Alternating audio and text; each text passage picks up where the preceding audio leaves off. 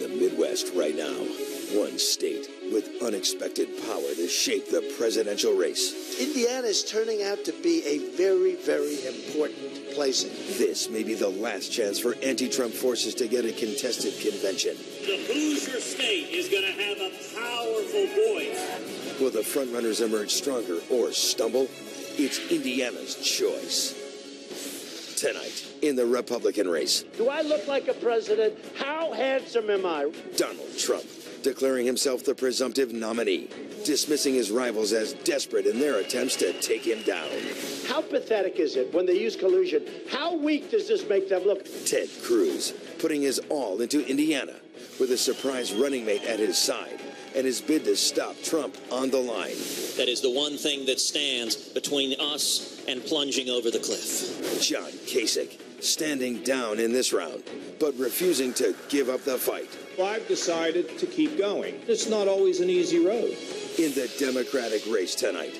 We are going to come together, and we are going to solve the problems we face. Hillary Clinton closing in on the nomination, reaching out to Bernie Sanders supporters as he faces even longer odds. Our job is to transform the Democratic Party. Now, it's time for voters to have their say. If Hillary Clinton were a man, I don't think she'd get 5% of the vote. The frontrunners are pivoting from the primaries and aiming at each other. This hateful talk about immigrants, about women, enough. Indiana is choosing. The candidates are competing to the last vote, and the road to the White House could take another big twist right now.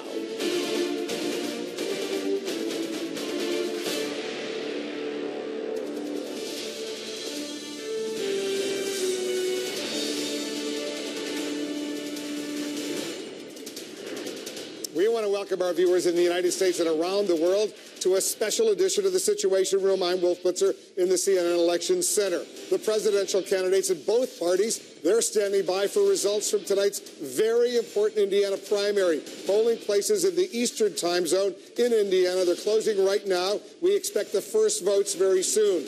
Less than an hour from now, voting in the Central time zone will end. And once the last polls close, we will have a chance to project winners. Donald Trump is aiming for another big victory tonight. He's hoping to deliver a serious blow to